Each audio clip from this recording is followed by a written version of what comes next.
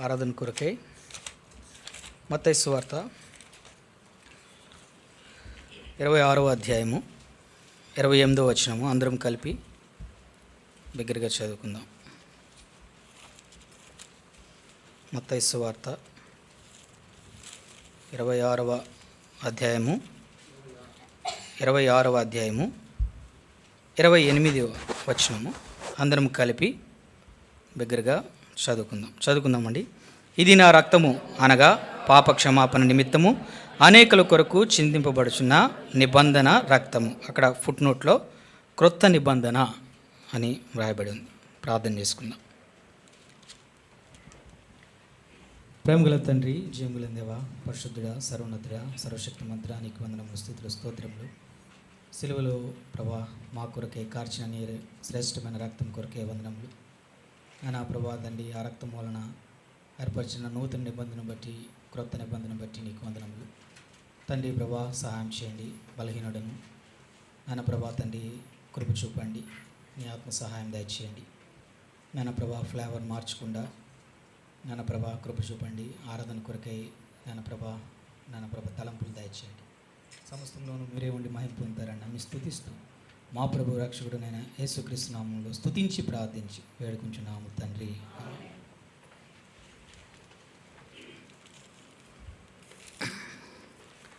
ఇక్కడ వ్రాయబడి ఉంది, ఇది నా రక్తము అనగా పాప క్షమాపణ నిమిత్తము అనేకుల కొరకు చిందింపబడుతున్న నిబంధన రక్తము అని వ్రాయబడింది. నిబంధన అంటే కొత్త నిబంధన అని వ్రాయబడి ఉంది. అంటే ప్రభు ఇక్కడ మన బైబిల్ గ్రంథంలో చూస్తే గన 2 నిబంధనలు మనకి పరిచయం. ఒకటి పాత నిబంధన, 2 క్రొత్త నిబంధన. అయితే పాత నిబంధనను ఎట్లా చేసినాడంటే దేవుడు తన నోటి వాక్కు చేత ఆ నిబంధనను తన ప్రజలతో దేవుడు చేసి ఉన్నాడు. తన యొక్క దూతల ద్వారా కొన్ని ఇన్స్ట్రక్షన్స్ ఇచ్చాడు. అలాగే తన ప్రవక్తల ద్వారా ఇలాగ రకరకాలుగా మనం చూస్తే గన ఆదికాండం నుంచి మలాకి వరకు ఆ యొక్క 39 పుస్తకాల్లో దేవుడు తన నిబంధనలను తన ప్రజలతో చేసేవాడిగా ఉన్నాడు. అయితే ఈ పాత నిబంధన దేవుడు తన నోటి మాట ద్వారా చేసినాడు. కానీ క్రొత్త నిబంధన మాత్రము దేవుడు తన స్వరక్తంతో అనగా యేసుక్రీస్తు యొక్క రక్తంతో చేసినాడు. మనకు తెలుసు కదా, ఏదైనా మనము ఒక లెటర్ రాసినప్పుడు కొన్ని అందులో ప్రాముఖ్యమైన అంశాలని బోల్డ్ రాస్తాం, లేదంటే అండర్లైన్ చేసి మనం ఇస్తాం. సో ఏదైతే అండర్లైన్ చేస్తారో అది చాలా ఇంపార్టెంట్ అని ఇది. అదే లెటర్ ఒక వ్యక్తి తన రక్తంతో రాస్తే గన దాని ఇంపాక్ట్ చాలా బలంగా ఉంటుంది. ఈ లెటరు తన స్వరక్తంతో రాసి ఎవరికైనా ఇస్తే గన అది దాని యొక్క విలువ పెరిగిపోతుంది. అట్లాగే ప్రభు ఏం చేశాడంటే ఇది యొక్క నిబంధనను ఎట్లా చేసినట్టే తన స్వరక్తం ఇచ్చి ఆయన రక్తం వలన ఆయన క్రొత్త నిబంధన అంటే ఈ యొక్క నూతన నిబంధన 27 పుస్తకాలు కూడా ఆ దేవుడు తన రక్తంతో మన కొరకు ఆ నిబంధనను చేసి పెట్టినాడు. అయితే పాత నిబంధన చూస్తే అది ఒక వ్యక్తి నుంచి ఒక వ్యక్తికి వెళ్ళేటప్పుడు మారిపోతుంది. ఒక వ్యక్తి నుంచి ఒక వ్యక్తికి వెళ్ళేటప్పుడు దాని డెప్త్ కొంచెం అయితే తగ్గుతుంది, లేదంటే పెరుగుతుంది. సో రకరకాలుగా అది, ఎందుకంటే ఒక మనిషికి అది చదివి అర్థం చేసుకునేటప్పుడు దాంట్లో కొంచెం మార్పులు వస్తాయి. కానీ ఈ నూతన నిబంధనలో దేవుడు ఇంకా ఇక్కడ ఆయన రక్తంతో చేశాడు కాబట్టి దానికి ఇంకా సబ్స్టిట్యూట్ లేదు. అక్కడ ఈ నూతన నిబంధనలో మనకి ఉండేవి 3. ఒకటి యేసుక్రీస్తు నామము, ఆ నామము తప్ప వేరే నామం లేదు. అలాగే యేసుక్రీస్తు రక్తము, ఆ రక్తం వల్లనే అయ్యింది ఇది, కాబట్టి ఆ రక్తమే, ఇంకా ఆ రక్తానికి ఇంకా ఆల్టర్నేట్ లేదు. మనం అనుకోవచ్చు మరి యేసుప్రభు రక్తమేనా అంటే గన ఏమి ఇంకా అలా జీవించలేని వారు లేరు అంటే గన పేతురు కూడా రక్షించబడ్డాడు, పేతురు కూడా పరిశుద్ధ జీవితం జీవించాడు. మరి పేతురు కూడా యేసుప్రభు వలె సిలువ వేయబడ్డాడు, అది కూడా తలకిందులుగా వేయబడ్డాడు. మరి ఏమి ఆ రక్తం తీసుకోవచ్చు అంటే కన నో సబ్స్టిట్యూట్ లేదు, ఇంకేం లేదు, ఓన్లీ ప్రభువారి రక్తమే. ఆ రక్తం వలననే ఆ నిబంధన, ఆ రక్తం వలననే రక్షణ. అలాగే ఇంకొకటి ఏంటంటే దేవుని యొక్క పరిశుద్ధాత్మ, దీనికి సబ్స్టిట్యూట్ లేదు. అది మారదు. ఎప్పటికైనా ఆ నామమును, యేసుక్రీస్తు నామమును మనం అంగీకరించవలసింది ఆ నామం ద్వారానే, ఆ రక్తం ద్వారానే, ఆ ఆత్మ ద్వారానే తప్ప ఇంకా అది మారదు. అది నూతన నిబంధన యొక్క ప్రాముఖ్యత. అయితే పాత నిబంధన ప్రత్యేకంగా ఇక ఇశ్రాయేల్ కొరకు, ఆ యొక్క యూదుల కొరకు చేయబడింది. అయితే నూతన నిబంధన సర్వ మానవాళి కొరకు చేయబడింది. అందుకే యేసుక్రీస్తు అందరికీ ప్రభు, యేసుక్రీస్తు అందరికీ ప్రభు అని వ్రాయబడింది. అయితే ఇక పాత నిబంధన ఎలా ఉంటుందంటే, అది అంటే నిబంధన అంటే అక్కడ కొన్ని ప్రామిసెస్తో, కొన్ని ఆజ్ఞలతో, కొన్ని కట్టడాలతో, రూల్స్ అండ్ రెగ్యులేషన్స్తో అది చేయబడి ఉంటుంది ఆ నిబంధన. ఆ పాత నిబంధనలో చూస్తే మనకి ఎట్లా కనిపిస్తుంది అంటే అది ఫుల్ ఆఫ్ బ్లెస్సింగ్స్తో కనబడుతుంది. అది చక్కగా ఏమంటే ఒక ల్యాండ్ కోసం ఒక ప్రామిసెస్, లేదంటే మంచి హెల్త్ ఇస్తానని ఒక ప్రామిస్, లేదంటే చక్కగా మీకు ఆహారము, ధాన్యము అన్నీ ఇస్తానని ఒక ప్రామిస్, నీ శత్రువుల ప్రాణము నీకు ఇస్తాను, లేదా నా శత్రువులపై జయమిస్తాను. ఇటువంటి ప్రామిసెస్ అన్నీ చూడడానికి ఎలా ఉంటుందంటే వండర్ఫుల్, అద్భుతంగా కనిపిస్తుంది, చూడడానికి కనిపిస్తుంది. అయితే పాటించేటప్పుడు మాత్రం అది చాలా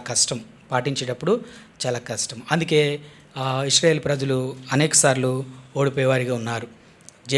సరైన జయ జీవితం లేదు. సైతానుడు సులభంగా ఆ యొక్క మోసం చేసేవాడిగా ఉన్నాడు ఆ నిబంధనలో.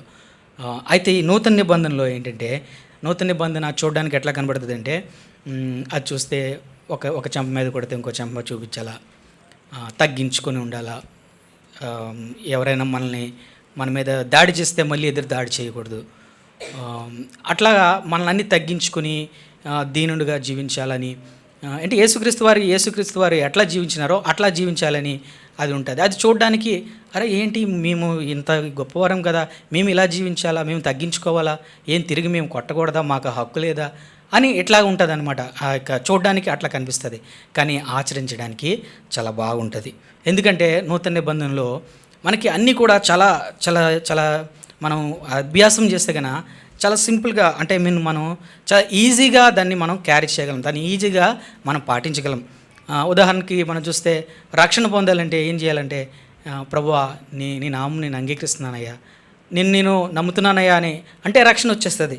ప్రభువా ఈ పాపం చేశాను ప్రభా, నా పాపం నేను ఒప్పుకుంటున్నాను ప్రభా, నన్ను క్షమించు అని మోకరించి మనం అడిగిన వెంటనే ఏమవుతుంది, ఆ పాపం అంతా కూడా ఏమీ లేకుండా అది మనకి పోతుంది.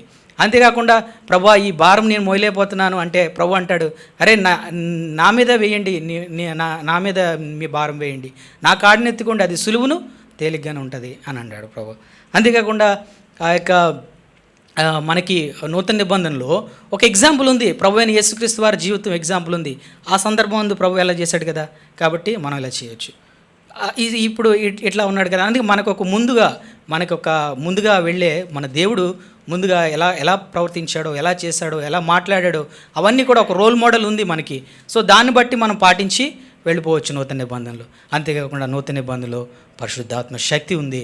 ఆ శక్తి మనం ఆశ్రయించినప్పుడు అది మనల్ని తన యొక్క జీవంలోనికి నడిపించేదిగా ఉంది. కాబట్టి ఈ విధంగా ఇంత గొప్ప నిబంధన దేనివల్ల కలిగిందంటే కనుక ప్రభు అయిన యేసుక్రీస్తు వారి రక్తం వలన కలిగింది. సరే, ఈ రక్తం వలన మనకి ఏమి లభిస్తుంది అనే దాన్ని బట్టి మనము ఈరోజు దేవుని ఆరాధిద్దాం. అయితే చూడండి, మత్తయి సువార్త 8వ అధ్యాయము 5 నుంచి 13 వచనాల్లో ఒక సందర్భం కనబడుతుంది. 5 నుంచి సందర్భం కనబడుతుంది. అయితే 10 నుంచి 12 వచనాలు చదవండి. యేసు ఈ మాట విని ఆశ్చర్యపడి వెంట వచ్చిన వారిని చూచి, ఇశ్రాయేల్లో ఎవనికైనను నేనింత విశ్వాసం ఉన్నట్టు చూడలేదని నిశ్చయంగా మీతో చెప్పుచున్నాను. అనేకులు తూర్పు నుండి పడమటి నుండి వచ్చి అబ్రహాముతో కూడాను, ఇస్సాకుతో కూడాను, యాకోబుతో కూడాను పరలోక రాజ్యమందు కూర్చుందురు గాని రాజ్య సంబంధులు వెలుపటి చీకటిలోనికి త్రోయబడుదురు, అక్కడ ఏడ్పును పండ్లు కొరుకుతూ ఉండునని మీతో చెప్పుచున్నాను. ఇక్కడ మనం చూస్తే ఒక రోమన్ శతాధిపతి ఉన్నాడు. అతనికి నిజంగా చాలా విశ్వాసం ఉంది, ప్రభు అయిన యేసుక్రీస్తు మీద చాలా విశ్వాసం ఉంది. ప్రభువే ఆయన విశ్వాసం చూసి ఆశ్చర్యపోయి అంటున్నాడు వాళ్ళందరితో చూసి, ఇశ్రాయేలీల్లో కూడా ఇంత విశ్వాసం ఉన్నట్టు నేను ఎక్కడ చూడలేదని. కాబట్టి విశ్వాసం వలన మన ప్రభు శక్తి కలిగిన వాడండి, చాలా శక్తి కలిగిన వాడు. విశ్వాసం ద్వారా గొప్ప కార్యాలు మనం ప్రభు దగ్గర నుంచి మనం పొందగలుగుతాం. కానీ మనం ఏం చేస్తామంటే ప్రభు మీద విశ్వాసము లేకుండా మనము పొందవలసినవి పొందలేకపోతున్నాం. ముఖ్యంగా యవనస్తులు ఏ విధంగా ఈ రోమన్ శతాధిపతి తన దాసుడికి స్వస్థత కావాలి, అతను పక్షవాయుతో బాధపడుతున్నాడు. అయితే ప్రభువునందు విశ్వాసం ఉంచి ఆ విశ్వాసపూర్వకమైన మాటలతో ప్రభువుని ఒప్పించి ఏం చేశాడు, చక్కగా తనకు కావాల్సింది పట్టుకుని వెళ్ళిపోయినాడు. అట్లాగే మనం కూడా యవనస్తులుగా ముఖ్యంగా వాళ్ళు విశ్వాసంతో దేవుణ్ణి వేడుకొని మనం కూడా ఎట్లాంటి మేలు పొందాలి మన జీవితంలో. నేను ఒకసారి ఒక ఒక ఒక పెళ్ళికి సియోను పాటలు పాడడానికి ఒకసారి నన్ను పిలిచినప్పుడు అక్కడ ఒక రిథమ్ ప్లేయరు అంతా అయిపోయింది. ఒక రిథమ్ ప్లేయరుతో మాట్లాడుతున్నాం. అన్న ఏంటి అనేసి ఇలా మాట్లాడుతుంటే ఆయన చెప్పినాడు, తమ్ముడు, ఆయన ఎందుకో నాకు తెలియదు, నాకు చెప్పినాడు. ఏమన్నాడంటే, తమ్ముడు నేను రిథమ్ ప్లేయర్స్ చిన్నప్పటి నుంచి వాయిస్తున్నాను. ఆ తర్వాత నేను సినిమా ఫీల్డ్కి వెళ్దామని ట్రై చేశాను, అక్కడ ఉండలేక వచ్చేసాను. అయితే నేనేం చేశానంటే ప్రభుతో నేను పోరాడాను. ప్రభు, నీ బిడ్డను నేను నాకెందుకు ఇవ్వవు అని నేను విశ్వాసంతో నేను పోరాడినప్పుడు దేవుడు నాకు ఇచ్చాడు. ఇప్పుడు నేను డాక్టరేట్లో నేను పనిచేస్తున్నానని చెప్పినప్పుడు నిజంగా నాకు ఎంత ప్రేరణ అయిందంటే, అప్పటికి నాకు ఇంకా ఇక్కడ అనకాపల్లిలో నాకు పోస్టింగ్ రాలేదు. అప్పుడు నేను చిన్న జాబ్ చేస్తుండేవాడిని. ఆ విధంగా నేను కూడా సరే అవునా ఇలా పోరాడొచ్చా అని చెప్పి దేవునితో పోరాడినప్పుడు దేవుడు ఆ తర్వాత నన్ను ఆ యొక్క మార్గం గుండా తీసుకువెళ్ళి ఒక మంచి జాబ్లో పెట్టడానికి నాకు ఒక మార్గం దొరికింది. కాబట్టి ఈ విధంగా విశ్వాసంతో మనము దేవుని దగ్గర మనం పొందాలి, దీవెనలు పొందాలి. సరే, ఇక్కడ చూస్తే ఇక్కడ పాయింట్ ఏంటి కన్నా, ఇతను ఇంత విశ్వాసం కలిగి ఉన్నాడు. విశ్వాసం కలిగి ఉన్నప్పుడు ప్రభు ఇక్కడ ఒక విషయం రివీల్ చేశాడు. అదేంటంటే ఇక్కడ 11వ వచనంలో, అనేకులు తూర్పు నుండి పడమటి నుండి వచ్చి అబ్రహాంతో కూడా ఇస్సాకుతో కూడా యాకోబుతో కూడా పరలోక రాజ్యమందు కూర్చుంటారంట. ఎవరండి ఈ అనేకులు? ఈ అనేకులు ఎవరండి? ఇశ్రాయేలీలా? కాదు. అక్కడ రాయబడి ఉంది, వాళ్ళు ఏంటి, రాజ్య సంబంధులు. అంటే ఎవరికైతే రాజ్యం ఏర్పరచబడిందో వారు బయటికి త్రోయబడ్డారు. ఎందుకు? వాళ్ళకి యేసు ప్రభు యొక్క రక్తం మీద విశ్వాసం లేదు. కానీ వీళ్ళు ఎవరంటే యేసుక్రీస్తు రక్తం చేత కొనబడిన వారు, ఆయన రక్తమందు విశ్వాసం ఉంచిన వారు. కాబట్టి వాళ్ళు ఏం చేస్తారంటే, వాళ్ళు అనేకులు ప్రభువునందు విశ్వాసం ఉంచి ఆయన రక్తమందు విశ్వాసం ఉంచి ఆయన రక్తంలో కడగబడ్డ చేత వాళ్ళు అనేకులు వచ్చి అబ్రహాముతో ఇస్సాకుతో యాకోబుతో ఆ పరలోక రాజ్యమందు కూర్చుంటారు. ఇంత గొప్ప దేవుడండి. ఆయన రక్తం ద్వారా ఎట్లాంటి భాగ్యం ఇచ్చాడంటే, మనము వాళ్ళ దగ్గర మనం కూర్చోడానికి అర్హత లేనప్పటికి కూడా ప్రభు యొక్క రక్తం ద్వారా మనం ఏం చేస్తాం, పరలోక రాజ్యంలో అబ్రహాంతో కూడా ఇస్సాకుతో కూడా యాకోబుతో కూడా మనం కూర్చునేటకు అవకాశం ఇచ్చే దేవుడు. కాబట్టి ఈ నూతన నిబంధనలో మనకి పరలోక రాజ్యంలో దేవుడు ఈ యొక్క ఆధిక్యతను ఇచ్చేవాడిగా ఉంటాడు. రెండవదిగా చూస్తే ఈ రక్తం ద్వారా మనకి ఏం దొరుకుతుందంటే, మత్తయి సువార్త 1వ అధ్యాయము 1వ వచనం చదవండి. అబ్రహాము కుమారుడు దావీదు కుమారుడైన యేసుక్రీస్తు వంశావళి. ఇక్కడ యేసుక్రీస్తు వంశావళి గురించి పరిశుద్ధాత్మ దేవుడు రాయాలనుకున్నప్పుడు ఫస్ట్ ఇక్కడ టైటిల్ ఇది, ఆ యొక్క డిస్క్రిప్షన్ రాయడానికి ఫస్ట్ టైటిల్.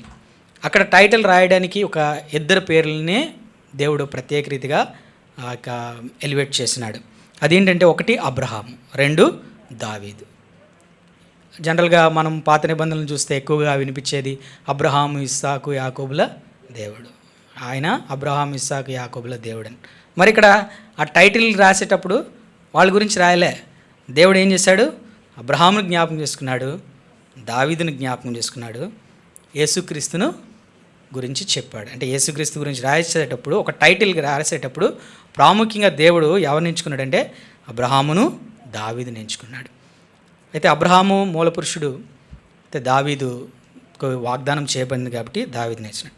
సరే, మరి ఎంతగా హెచ్చించిన దావీదుని గురించి ఇక్కడ చూస్తే 6వ వచనం చదవండి. 6వ వచనం. యెషయా రాజైన దావీదును కనెను, ఊరియా భార్యగా ఉండిన ఆమె యందు దావీదు సొలొమోనును కనెను. ఇక్కడ మొదటి వచనంలో అంతగా దావీదుని హెచ్చించాడు. ఇక్కడ చూస్తే దావీదు యొక్క పాపం గురించి పరిశుద్ధాత్మ దేవుడు రాయించి పెట్టినాడు. అంటే పాపము ఎంత భయంకరమో, పాపం ఎంతగా పట్టుకుంటుందో, పాపం ఎంతగా వెంటాడుతుందో మనము ఆ సీరియస్నెస్ని ఇక్కడ మనం చూడవచ్చు.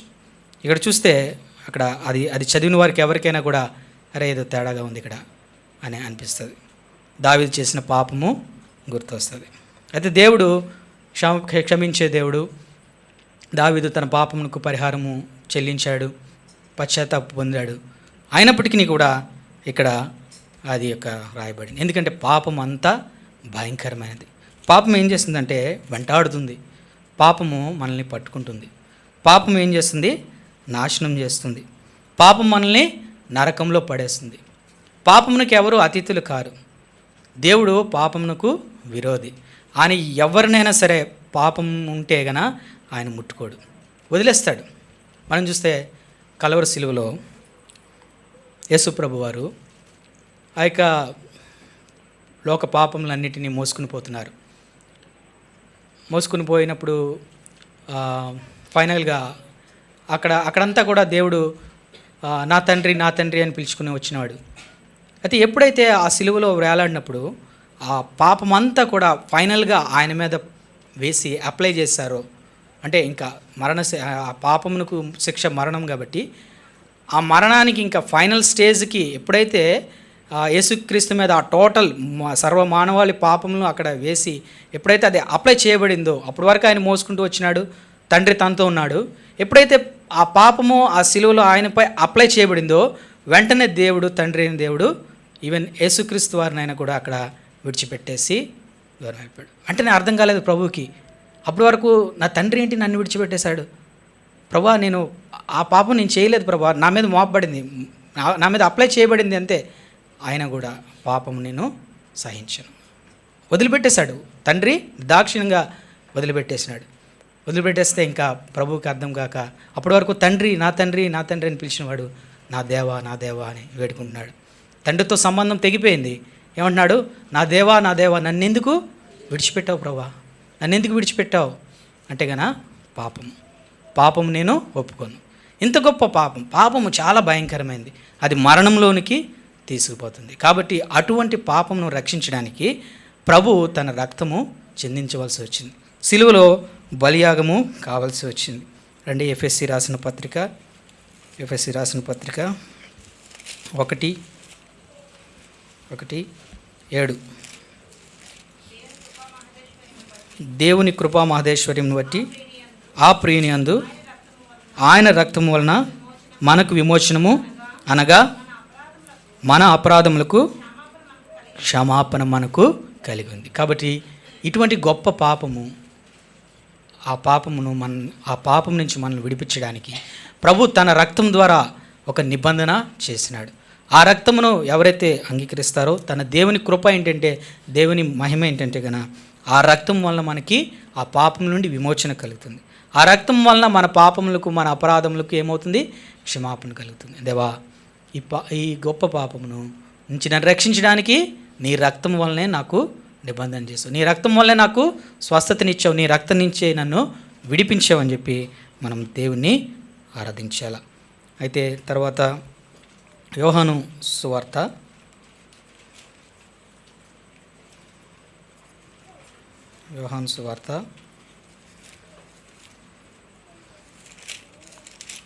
6వ అధ్యాయము 51 నుంచి 54. పరలోకం నుంచి దిగి వచ్చిన జీవాహారమును నేనే, ఎవడైనను ఈ ఆహారం భుజించితే వాడెల్లప్పుడూ జీవించును, మరియు నేనిచ్చు ఆహారము లోకమునకు జీవము కొరకైన నా శరీరమే అని మీతో నిశ్చయంగా చెప్పుచున్నానెను, యూదులు ఈయన తన శరీరమును ఎలాగు తిననీయగలడని ఒకరితో ఒకడు వాదించిరి. కావున యేసు ఇట్లనెను, మీరు మనుష్య కుమారుని శరీరం తిని ఆయన రక్తము త్రాగితేనే గాని మీలో మీరు జీవము గలవారు కారు. నా శరీరము తిని నా రక్తం త్రాగువాడే నిత్య జీవం గలవాడు. అంత్యదినమున నేను వానిని లేపుదును. ప్రభు అంటున్నాడు, నా రక్తము తిని నా శరీరం తిని నా రక్తం త్రాగువాడే నిత్య జీవం గలవాడు. అంత్యదినమున నేను వాడిని లేపుదునని ప్రభు స్ట్రెస్ చేసి అదే విషయాన్ని చెప్తున్నాడు. అక్కడ యూదులు కన్ఫ్యూజ్ అవుతున్నారు. ఈయన శరీరం మేము ఎలా తినాలా, ఈయన రక్తం మేము ఎలా తాగాలా, ఏంటి ఇది అని వాళ్ళు ఒకరితో ఒకడు వాళ్ళు మాట్లాడుకుంటున్నారు. అయినా కూడా ప్రభు ఇంకా స్ట్రెస్ చేసి చెప్తున్నాడు, నువ్వు నా శరీరం తినాలా, నా రక్తం తాగాల అని ప్రభు స్ట్రెస్ చేసి చెప్తున్నాడు. అంటే ఏంటి, ఇప్పుడు సాదృశ్యంగా ఉంది. మరి ఎందుకు ఆ రక్తం తిని తాగాలంటే మనం నిత్య జీవము కలిగిన వాడతాం, అంత్యదినమున మనం లేపబడతాం. అందుకని లేపబడతామని చెప్పేసి రక్తానికి సాదృశ్యంగా ఉన్న రొట్టెను ద్రాక్షారసమును ప్రతిరోజు ఆయన వచ్చే వరకు మనం తింటూ ఉంటే మనం అంత్యదినాన్న లేస్తామా అంటే దాని అర్థం ఏంటి అనేది మనము తెలుసుకోవాలి. ఈ యొక్క రొట్టె, ఈ ద్రాక్షరసము దేవుని యొక్క శరీరమునకు రక్తమునకు సాదృశ్యం. అది ఒక సాదృశ్యం. అయితే ఏంటి శరీరము, ఏంటి ఇది అంటే గన ఇక్కడ మనం చూస్తే అది పరలోకం నుంచి దేవుడే మన కొరకు సిద్ధపరిచిన శరీరం. పరలోకం నుంచి దేవుడు, ఇక్కడ అందుకే రాయబడింది 51లో, పరలోకం నుండి దిగి వచ్చిన జీవాహారం అంటున్నాడు. అంతేకాకుండా అది భుజిస్తే అంట మనం ఎల్లప్పుడూ జీవిస్తామంట. సరే, మనం ఏం చేయాలా, ఆయన శరీరం తినాలా, ఆయన రక్తం తాగాల. మరి ఏంటి ఆయన శరీరం ఏంటంటే కన ఇక్కడే రాయబడింది యోహాను సువార్త ఏంటి ఆయన శరీరం అంటే యోహాను సువార్త 1:14. ఆ వాక్యము శరీరధారి అయి కృపాసత్య సంపూర్ణుడుగా మన మధ్య నివసించెను. తండ్రి వలన కలిగిన అద్వితీయ కుమారుని మహిమ వలె మనము ఆయన మహిమను కనుగొంటాం. ఏంటి అంటే ఆయన శరీరం ఏంటంటే, ఆయన శరీరం అనగా ఆయన శరీరం అనగా ఆయన వాక్యము. ఆ వాక్యం అంట శరీరధారి అయిందంట. అంటే దేవుని వాక్యము శరీరధారి అయింది. అంటే శరీరం అంటే ఏంటి, యేసుక్రీస్తు శరీరం అంటే యేసుక్రీస్తు వాక్యము. ఆ వాక్యమును మనము భుజించాల. ఆ వాక్యమును మనము మనలో అరిగించుకోవాలి. అంటే అనుదినము ఏం చేయాలా, మనము ఆయన వాక్యాన్ని చదవాలా. ఆయన వాక్యాన్ని చదివి, అంటే మనం ఏ విధంగా ఆహారం తింటే అది మనకేమవుతుంది, జీర్ణం అవుతుంది, మనలో కలిసిపోతుంది. అటు రీతిగా ఆహారాన్ని మొదటిగా తినాలా, దాన్ని అరిగించుకోవాలా. అప్పుడు యేసుక్రీస్తు శరీరంను మనము తిన్నట్టు లెక్క. సో కాబట్టి ఇక్కడ దీని ప్రకారం రాయబడింది. ఈ ప్రకారంగా మనము జీవించాలంటే పరలోకం నుంచి మనకి ఇవ్వబడిన వాక్యమును మనము ప్రతిదినము మన హృదయంలో పెట్టుకోవాలి. అంటే ప్రతిదినము ఆ వాక్యాన్ని మనం తింటూ ఉండడం మీన్స్ ప్రతిదినము ఆ వాక్యాన్ని చదువుతూ ఉండాలి. ఆ వాక్యాన్ని చదువుతూ ఉండడమే కదా అరిగించుకోవాలి. అరిగించుకోవడం అంటే అభ్యాసం చేయాలా. ఆ వాక్యాన్ని చేతో చదివి ఊరుకుండడం కాదు, దాన్ని అభ్యాసం చేయాలి. అభ్యాసం చేస్తేనే అప్పుడు అది ఏ విధంగా తిని మనం ఆ పని చేస్తే అది తిన్నది వంట పడుతుంది, వంట పట్టి మనకి బలం వస్తుంది. అటు రీతిగా మనం ఆ వాక్యాన్ని చదవడమే మాత్రమే కాదు, వాక్యాన్ని తీసుకోవడం మాత్రం కాదు, ఆ వాక్యాన్ని మనము పాటించాలి. విశ్వాసంతో ఆ వాక్యాన్ని పాటిస్తే అది ఏమవుతుంది, అప్పుడు నిజమైన బలం వస్తుంది. అప్పుడు మనకి మజిల్స్ ఏ విధంగా పెరుగుతాయి, అటు రీతిగా మనము బలవంతులము అవుతాం అన్నమాట. అయితే అది దేవుని యొక్క శరీరం అంటే ఏంటంటే ఆ వాక్యమే ఆయన శరీరము. మరి రక్తం అంటే ఏంటంటే, ఇక్కడ రక్తము అంటే బైబిల్ గ్రంథంలో రక్తం అంటే ప్రాణము అని వ్రాయబడింది. రండి ఇక్కడ చూద్దాం. ప్రాణము అంటే యేసుక్రీస్తు, అంటే మనం ఏం చేయాలా, యేసుక్రీస్తు ప్రాణమును మనము ధరించుకోవాలి. అంటే యేసుక్రీస్తును ధరించుకోవాలి. రండి ప్రకటన గ్రంథము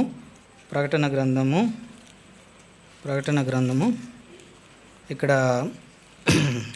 6వ అధ్యాయము 10వ వచనం. వారు నాదా సత్యస్వరూపి పరిశుద్ధుడా, ఎందాక తీర్పు తీర్చకయు మా రక్తము నిమిత్తము భూనివాసులకు ప్రతిదండన చేయకయు ఉందువని బిగ్గరగా కేకలు వేసిరి. ఇక్కడ ఏమవుతుందంటే ఒక మానవుల రక్తము ఏమవుతుంది, ఇక్కడ కేకలు వేస్తుందంట. మానవుల రక్తము కేకలు వేస్తుంది. ఏమని కేకలు వేస్తుంది? ప్రభువా తీర్పు తీర్చువా, మా రక్తం నిమిత్తము ఈ భూనివాసులకు తీర్పు తీర్చు అని కేకలు వేస్తుంది. సరే, ఇక్కడ అసలు మనం ముందుగా అనుకున్నాం కదా, రక్తము అంటే ప్రాణమని. అంటే రక్తము అంటే ప్రాణము, ప్రాణము అంటే రక్తము. సో రెండు ఈక్వల్. సరే, ఇక్కడ రక్తం ఏం చేస్తుంది? మనుషుల రక్తం ఏం చేస్తుంది? ప్రతిదండన చేయమంటుంది. మరి యేసుక్రీస్తు ప్రాణం ఏం చేస్తుంది? లూకా సువార్త 23:34. యేసుక్రీస్తు ప్రాణం ఏం చేస్తుంది? యేసు తండ్రి వీరేమి చేయుచున్నారు వీరు ఎరుగును కనుక వీరిని క్షమించమని చెప్పాను. యేసుక్రీస్తు ప్రాణం ఏం చేస్తుంది? ప్రభా వారు ఏం చేస్తున్నారో మాకు తెలియదు. ప్రభా నేను సిలువకు అప్పగించారు, నీ మీద బోల్డ్ నిందలేశారు, నిన్ను కొట్టారు, నిన్ను హింసించారు. అయినా కూడా ప్రభు ఏమంటున్నాడంటే, తండ్రి వీరు ఏం చేయుచున్నారు వీరు ఎరుగురు వీరిని క్షమించి అంటున్నాడు. కాబట్టి మనము ఆ ప్రాణమును త్రాగడం అంటే కనుక ప్రభు యేసుక్రీస్తు వలె ఆయనను ధరించుకోవాలి. ఆయన ప్రాణము ఎట్లాగైతే ప్రవర్తిస్తుందో అట్లాగా మనం అభ్యాసం చేసుకోవాలి. అది ఎలా వస్తుంది? ఆహారం ద్వారా, అంటే ఆయన వాక్యం ద్వారా.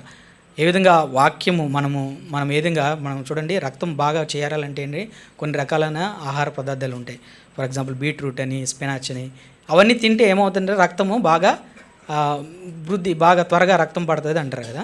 అటు రీతిగా ఆహారము ఏ విధంగా మనం తీసుకుంటే ఆ ప్రాణము అది పెరిగినట్లుగా వాక్యమును మనం ఎక్కువగా వాక్యం తీసుకొని దాన్ని భుజించి దాన్ని అన్వయించుకుంటే ఏమవుతుంది? మన ప్రాణము ఆయన ప్రాణం వల్లే మారుతుంది. అప్పుడు మనము ఆ విధంగా అభ్యాసం చేయడం వల్ల మనం ఏం చేస్తామంట, ఇట్లా కాదు, ఏది మనుషులు అంటున్నారు కదా, మనుషుల రక్తం ఏం చేస్తుంది? వాళ్ళకి తీర్పు తీర్చు, వాళ్ళని శిక్షించు అంటుంది. అయితే యేసుక్రీస్తు రక్తం ఏం చేస్తుంది? ప్రభువా వీరేం చేయొచ్చు, వీరిని క్షమించు ప్రభువా, వారిని రక్షించు ప్రభు అంటుంది.